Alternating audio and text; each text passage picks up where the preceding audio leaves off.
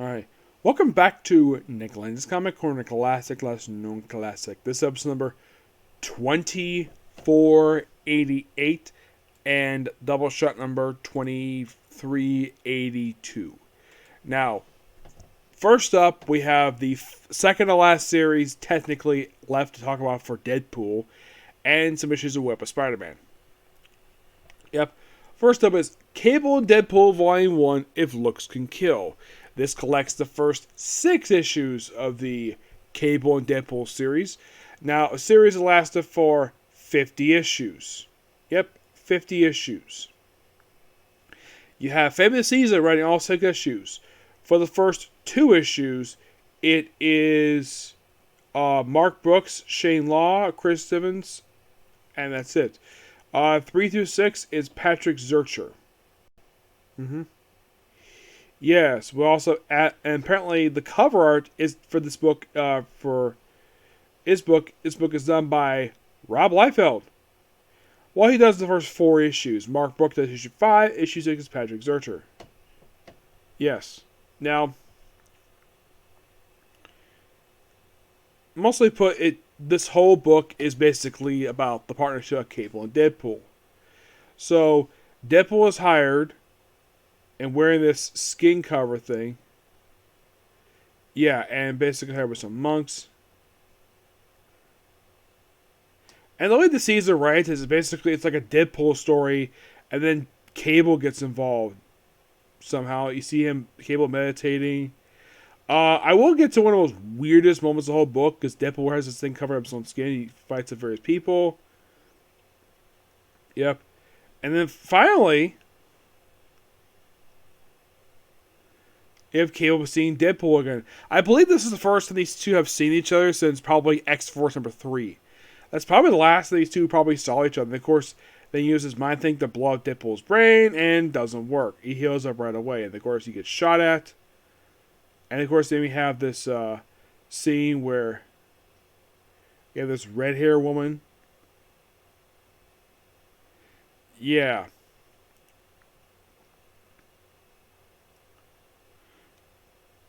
And apparently we see this woman, Irene Merriweather, who's basically kind of Cable's secretary. Yeah, then, shows up, Cable sees Deadpool's face, first time I could think of. Then we see various other stuff, and a lot of stuff with skin. Yeah, lots of stuff with the skin for this various set of issues. Yeah, then we see a woman with a rocket launcher fire Cable, which misses. And what does he do? Well, he proceeds to first have her basically use his telekinetic to shed her clothes, and then rip the skin off her to reveal it's frickin' Deadpool. Yeah, it is very weird. Yeah, it is one of the most weirdest things. Yeah, if I go to these monks. And then we go into issue 3. This feels like something I read out of Cable, because I read Cable, and this feels like basically some of Cable, he's just talking to himself. And then Xavier shows up, wearing the outfit from the Grant Morrison run. Yes. Yeah. But here's the strange thing about this. When they had the X-Men show up in these very same issues, they were in the costumes from the John Cassaday run. Okay. Before I continue here. Excuse me. When did this series come out, you might ask?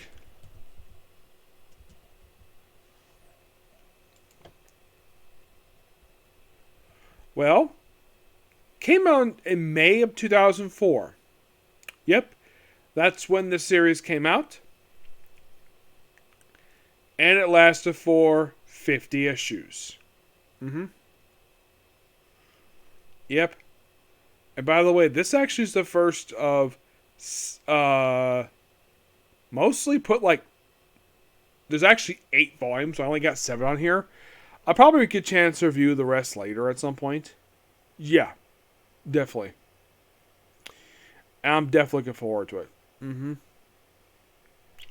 Yep. So yeah, then my guess is in the case of Xavier, this is probably because if I remember correctly, and correct me if I'm wrong, I think this is just before the events of Planet X. because you have Xavier walking. Yes, you have Xavier walking because after the events of Planet X, he's back in a wheelchair again. And he remains in a wheelchair for about a year. And then after House of M, he gets his legs restored to him. And he remains out of the wheelchair for years. Then he gets killed off in AVX by Cyclops, being the host of the Phoenix Force. In the most bizarre possible, like, doing this, and somehow he's dead. Use Ming's power, puts his hand out, and that somehow kills Xavier. And he remains dead for, oh my gosh, like 5 freaking years he remains dead. That wasn't until Charles Shaw revived him as the X-Men. And now he's walking around with a giant X thing on his head, think he's basically walking Cerebro. Yeah. And he is not currently the same right now because basically Crow was attacked by the people who started the whole nonsense. Oshus, I think it's called. Yeah, it's a bit of something for Xavier. Yeah, he's here for this. Of course, they look like they destroy the house, and they kind of look like they remodel it. Yeah, they take everything apart, and then eventually put everything back together, supposedly. You have Deadpool with the monks trying to fix his. Because most of this early stuff here, it's like Deadpool trying to fix his own skin. You even have Cable poking at Deadpool's skin because he's got cancer. But the cancer cannot fix his freaking skin. Makes him freaking ugly. And yet, somehow, basically, Sakura developed the hots for him to marry him, have sex with him, and marry him. Because probably he was the only guy, basically, she was with who's not a vampire, that she took out his life force because he's got healing factor. Yeah. Fights the monks here. The monks are pretty much dealt with by issue 4. Yeah. By issue 4, basically, they kind of wrap up the whole monk stuff. Deadpool is back in the, a costume that he wore from 90s. Yeah, that's the strange thing about Deadpool. They actually updated his costume when, I believe it was Gary Duggan was on the book. That's when they updated his costume, and that's the costume he's got right now. But this is still the same costume Rob Liefeld designed for back in the 90s, because he only been around this point for 13 years, and he's worn the same exact costume. He's going to update his costume until much later. So then Cable's virus in his body goes out of control, and the only trying to consume him. Yeah, that's mostly put exactly what this is here. Yeah, and then, of course, Deadpool helps him out. And, well,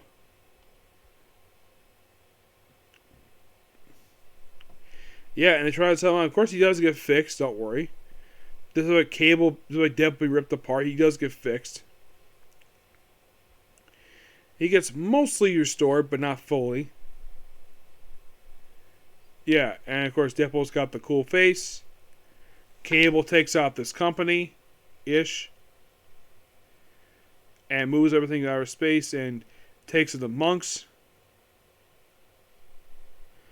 And apparently, takes over, this area.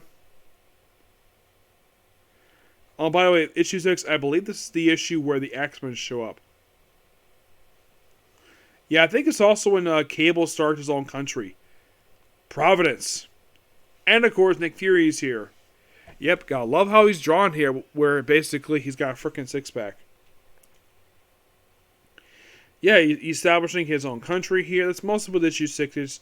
Establishing his country, which remained basically there for most of the series, until issue 42. As a matter of fact, the country itself would even briefly serve as a base of operations for the Rogue Lab X-Men from Mike Carey's one for X-Men/X-Men Legacy. Yeah. Well, they also basically had a boat they stole from this flying oil tanker they stole from the Children of the Vault. That was their base for a while. And they also used Providence as a base too. Then Providence basically, well, I'll explain when I get to issue 42 because it's quite something. So then we have GW Bridge here. And then we see the X-Men. We see Cyclops, Beast, and Emma Frost looking as sexy as ever in the John Cassidy costumes. Now, I love these costumes. They are fantastic. I find nothing wrong with these costumes. And That's how kind of the book ends. This book anyways, but don't worry, there's still more. But I'm going to give this trade here a 9 out of 10. Just really good. Next up, basically, we're going to go through one issue of a book that, to my knowledge, was not collected. I looked it up. This issue was skipped for some reason. I'm discussing one first because it's very brief. Peter Parker, Spider-Man, Volume 2, number 36. Yeah, this issue in particular, it's all about Jameson. Yep. Yeah, it's from Paul Jenkins with Dad Johnson in the artwork. It's mostly put a Jameson issue.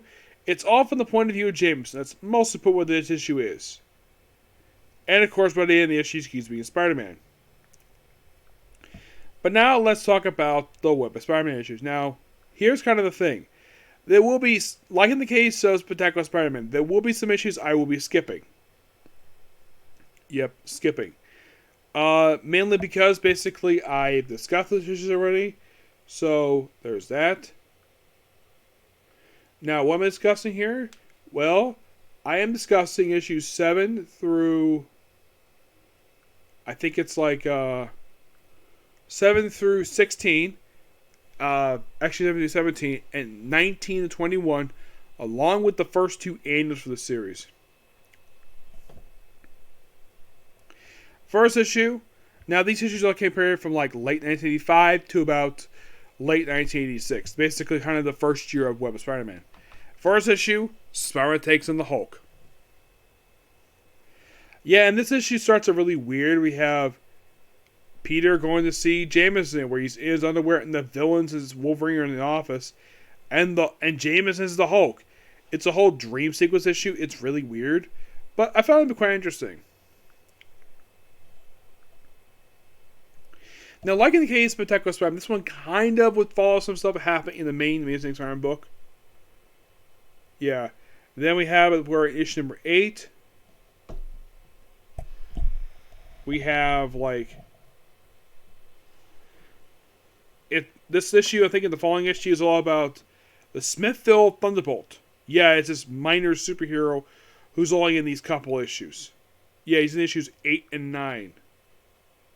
Yeah, it's a quick 2-parter. I thought it was really interesting. I thought that was a really cool idea to introduce this unknown hero. And you have a guy who claims to be him too. It's a really quick 2-parter. And then moving on to issue number 10. Where issues 10 and 11 is a 2-part guest appearance by the way, love this cover here.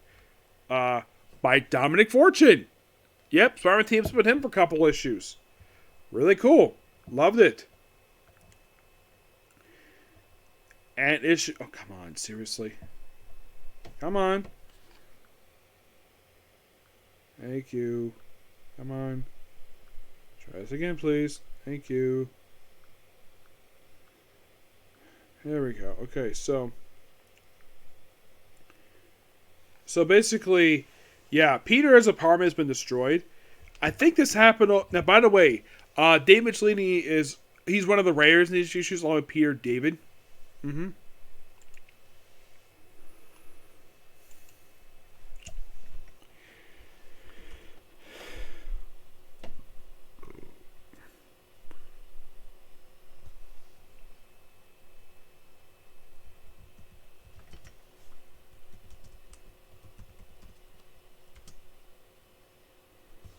Yeah, because I think we first start off with Dave Michelini as the writer.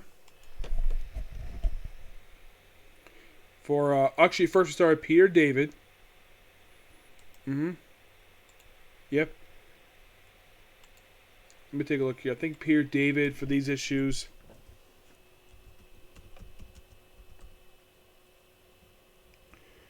Let's see if I can find it here. Here we go. Okay, so for Web of Spider-Man, he just does issues 7, 12, and 13. He also does number 6. He doesn't do a lot for this series. No, he comes back for issue 40 to 44 and 49, and that's it. Yeah, he didn't do very much. If you think of any Spider-Man title he worked on the longest, it was probably, besides Spider-Man 29, it's probably Spectacular Spider-Man. Yep.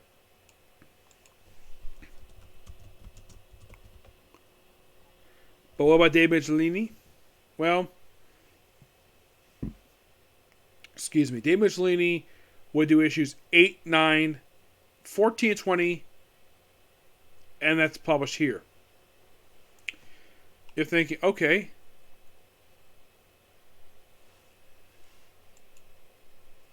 if that's the case, okay, who does issue 10? 10 is done by Danny Figueroth. Great writer.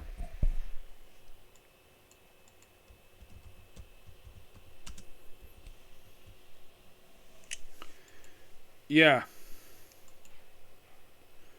Danny Figueroff does for this book. Well, here he basically just does 10 and 11. Yeah.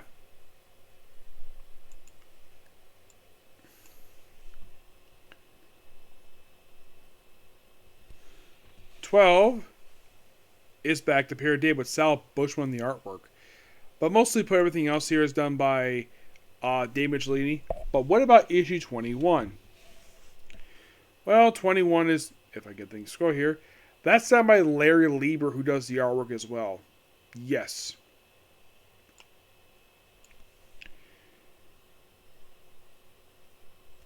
Now, as for who the punks were, that happened over, I think, Amazing Spider-Man, I think it was. Yeah.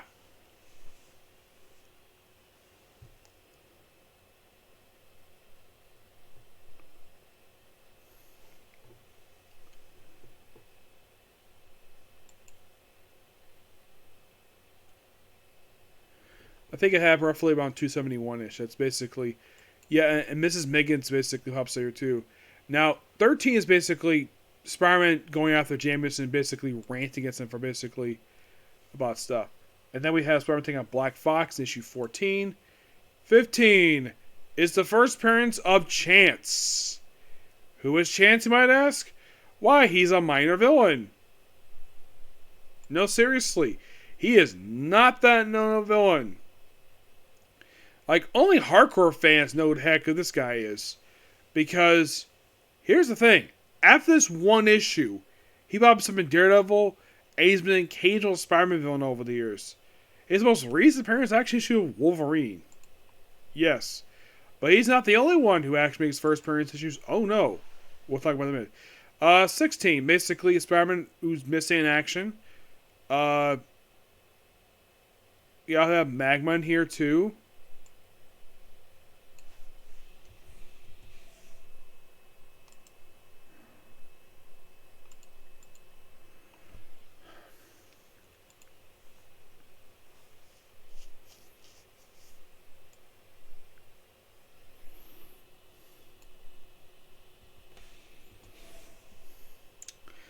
And of course, basically, after these two issues here, if I can get the thing to work properly.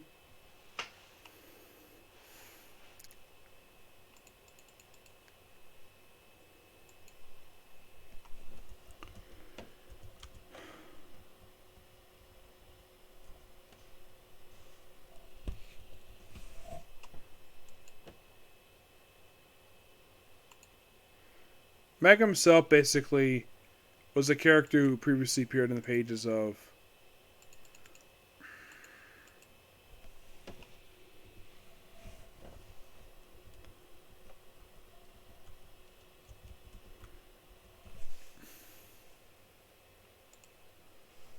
he first appeared in Marvel TF 110. And he's here in this book here for like a couple issues. Come on. Thank you. Yeah, he's only here just for issues 16 and 20. 18, and that's it for him. Yep, 18, of course, I'm skipping over that one because this issue I've kind of discussed already in... Well, this issue is noteworthy for the debut of Eddie Brock. Well, his hand anyways. Yeah, actually it was issue 19. Actually it was 20. 19 is the debut of a character named Humbug. Who is Humbug, you might ask? Well, he's a character people barely know who this guy is. He's another one of those minor characters who some people more do like. I don't have an issue with him per se. He only appears once in this whole series. Here's the strange thing about this guy. Okay, his next appearance is in 306. And then Marvel Year number 4. Spider-Man The Bug Stops Here. Issue of Deadpool. Deadpool 42. The Daughters of Dragon miniseries. The short-lived Heroes for Hire. And then he pops up in Venom Lethal Protector number 1 and 2. Yeah, it's really weird.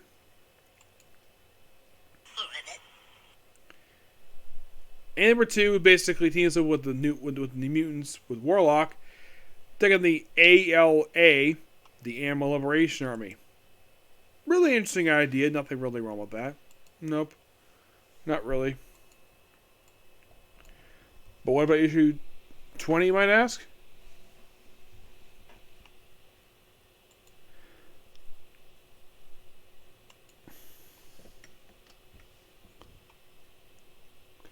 '20, of course, Spider-Man takes in the IRA.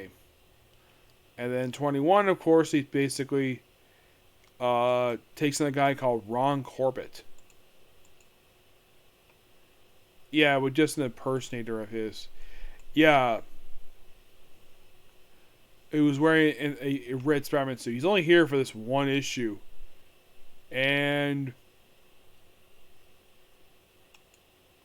that's basically it. Yeah. A very strange issue. It's basically, oh, let's just basically impersonate Spider-Man because allegedly he thought he killed his father. Yeah, it's a nothing issue.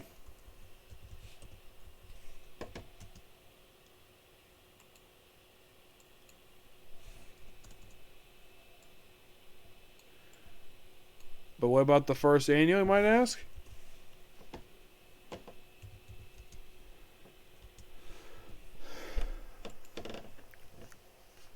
Well, I would love the cover first annual. It's basically taken from Alexis Sharp. Basically, it's this robot suit guy.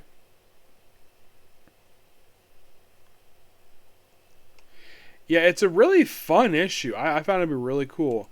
There's a debut character called Future Max. He just appears as one issue. And keep this annual is done by Andesenti. Yes, Andesenti does the annual with Tony Simmons the artwork. But what about number 2? And number 2 is done by Andesenti as well, with Art Adams the artwork. The backup story is Anthony and Mike Manolio. Yep. But in the case of these issues overall, I'd say only 21 is just an okay issue. I'd say the rest are actually pretty good. The annuals are awesome. I love the annuals. I thought they were really good. Yep. But yeah, that's particularly it. Particular view. Next up, we have one more comic corner to worry about, and then we'll call it a night. Okay, next view. Bye.